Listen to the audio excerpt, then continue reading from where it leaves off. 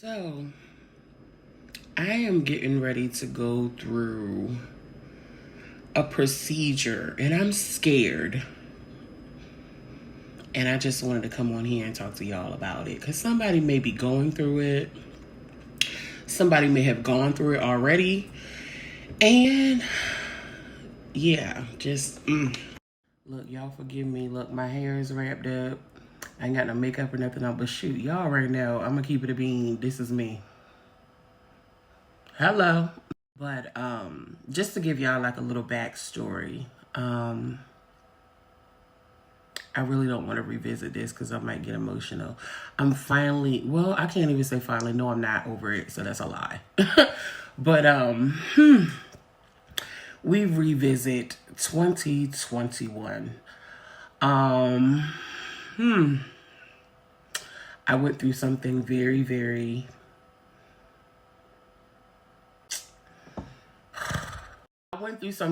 tough. Something that women deal with sometimes, and it was very tough for me, and it's still tough for me. But after that, I was diagnosed with uterine fibroids. Baby, listen, if you have experienced fibroids, your menstrual cycle is a crime scene. At least mine was, is.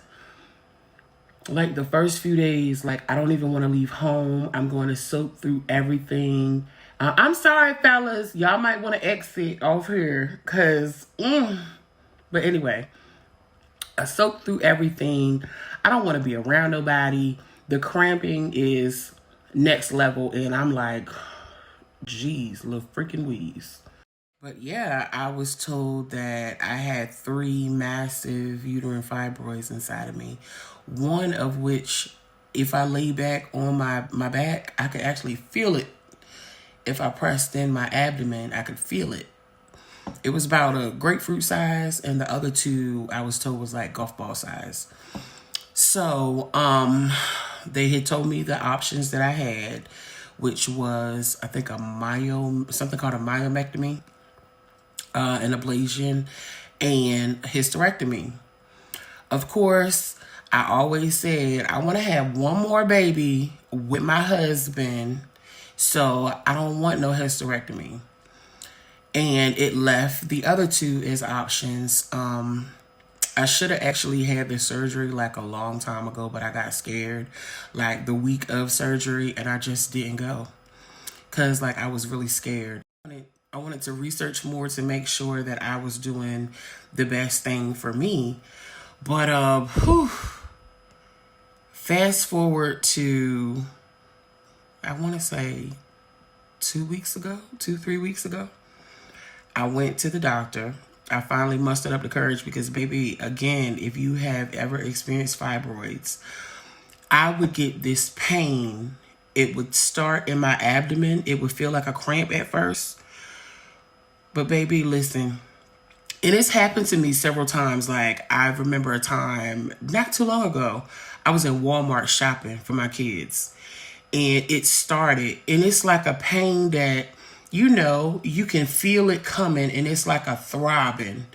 It's really light at first and then it gets harder and harder and harder. And I'm like, Lord, in the pain, it would wrap around from my abdomen to my lower back.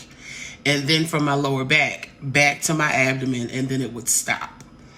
But you ever got like a Charlie horse in your calf muscle, and it, oh gosh, them things are excruciating. Imagine that in your stomach and your back at the same damn time. And I mean, there are so many times where I had to get my kids to go get me a little cart buggy so I could sit down and try to still stay in my frame of mind, not to scream in the store because I'm in so much pain. Like, oh my God. I've had to like lean over the cart and just lay my head down on my arms, and a couple tears fell. And don't get me wrong, baby, because my pain tolerance is high.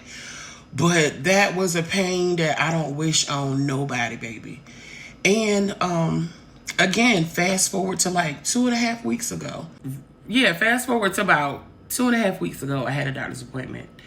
And I had been discussing options with my primary doctor because, look, I also suffer from a very, very low iron deficiency.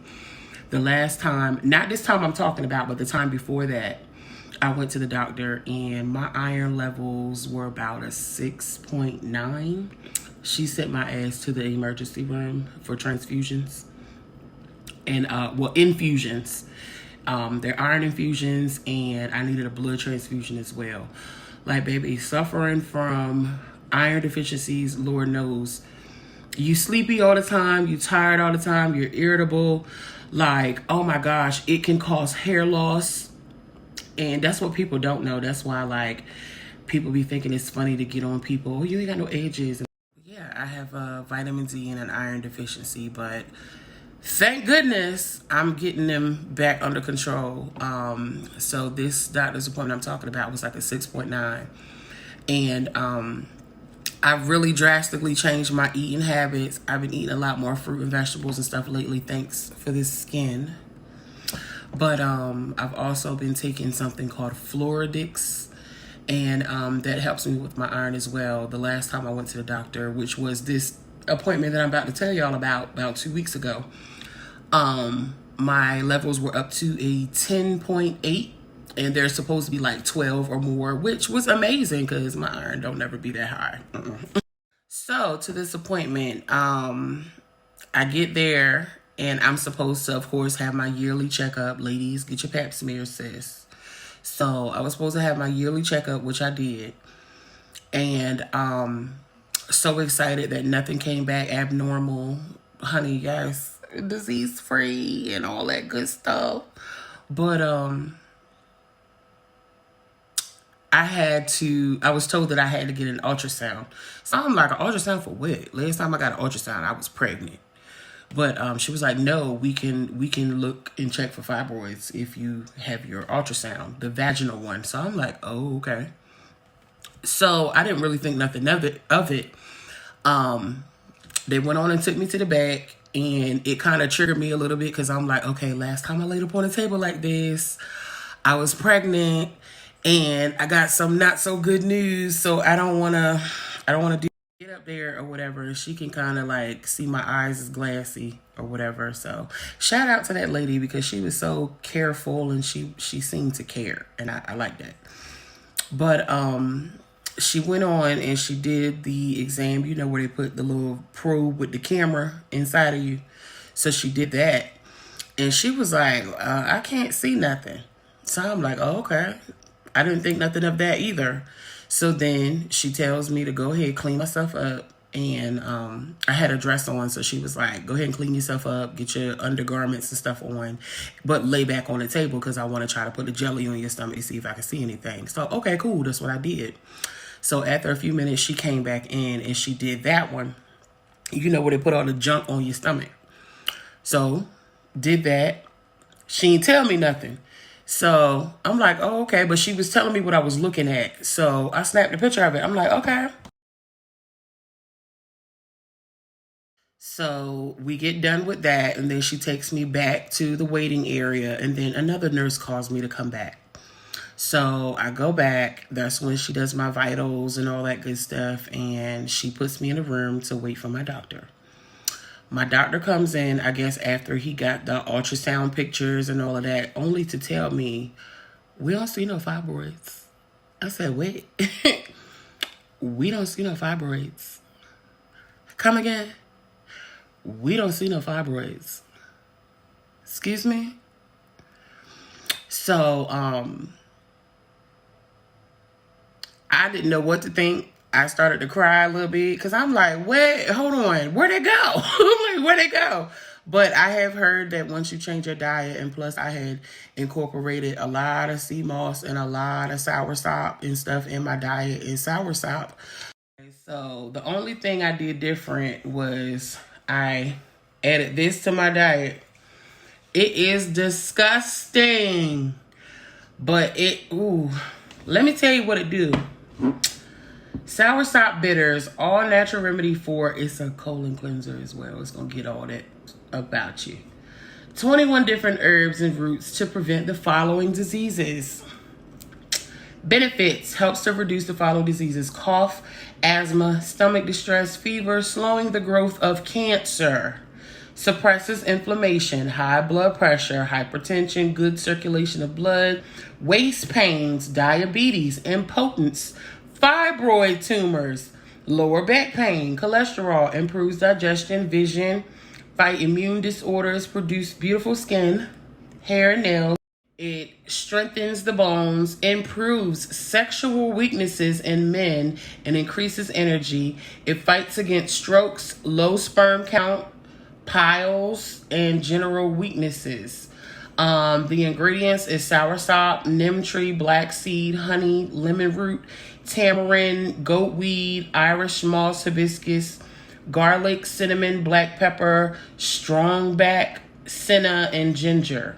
Chesnut root, maca, bitter woods, burdock roots, and fennel seed.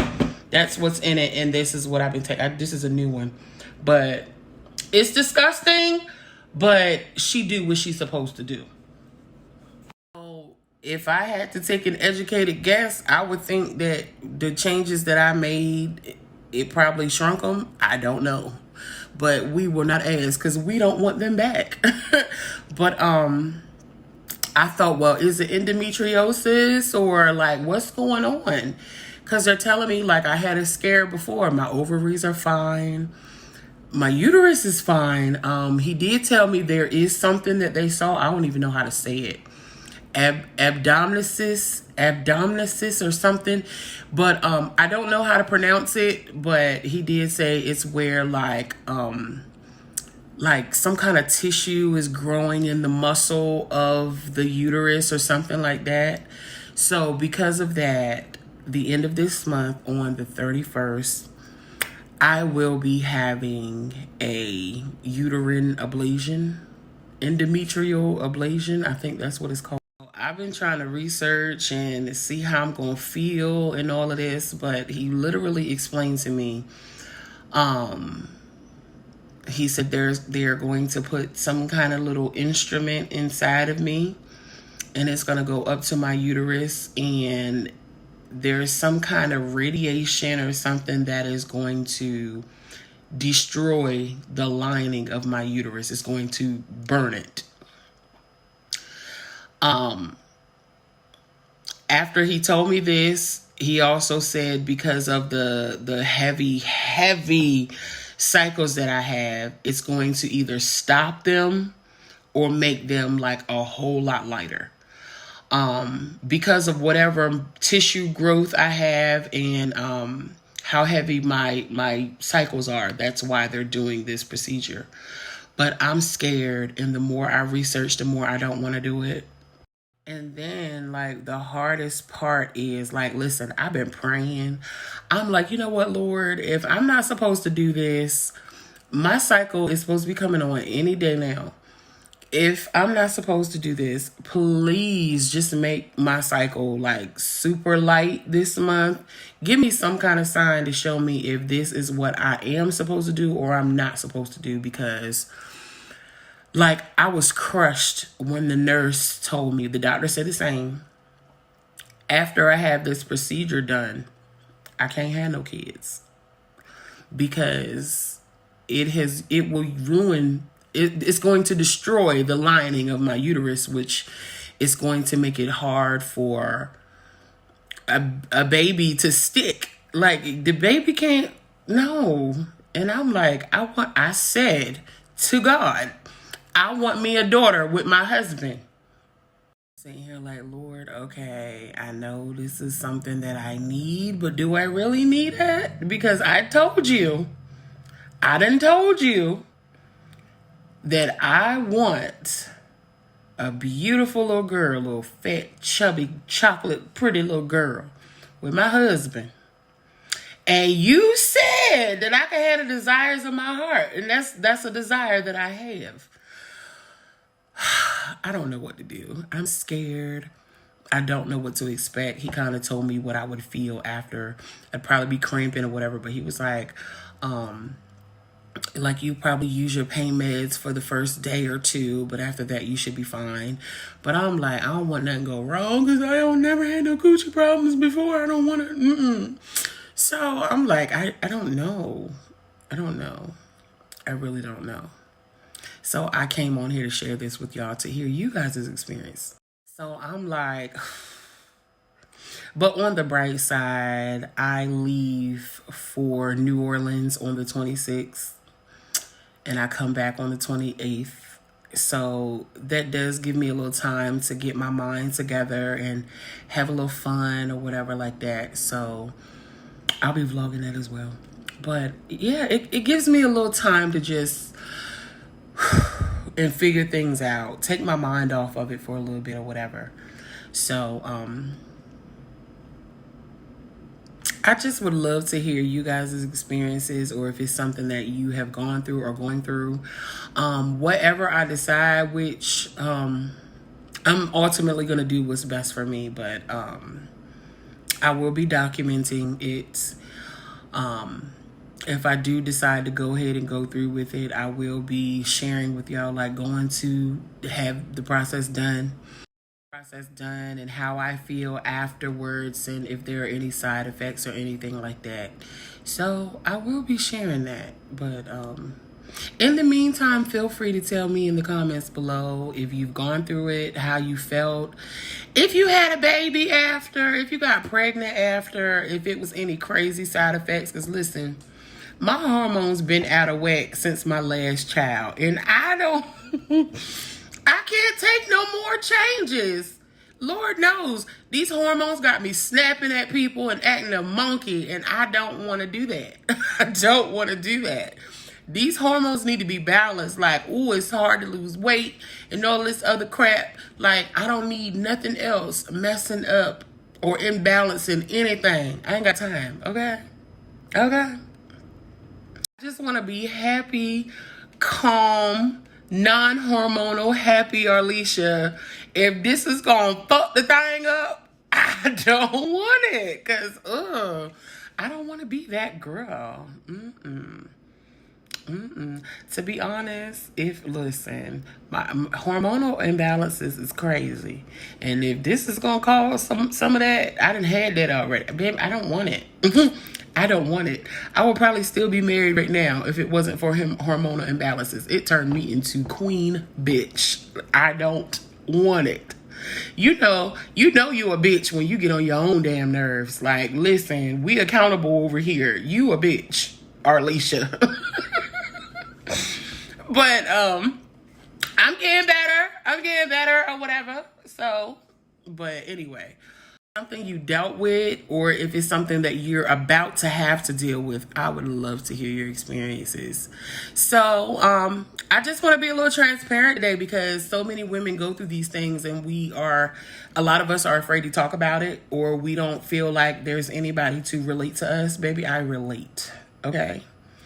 So yeah, feel free to talk to me in the comments, inbox me, or whatever platforms you may follow me on. So yeah, love y'all. Have a good day.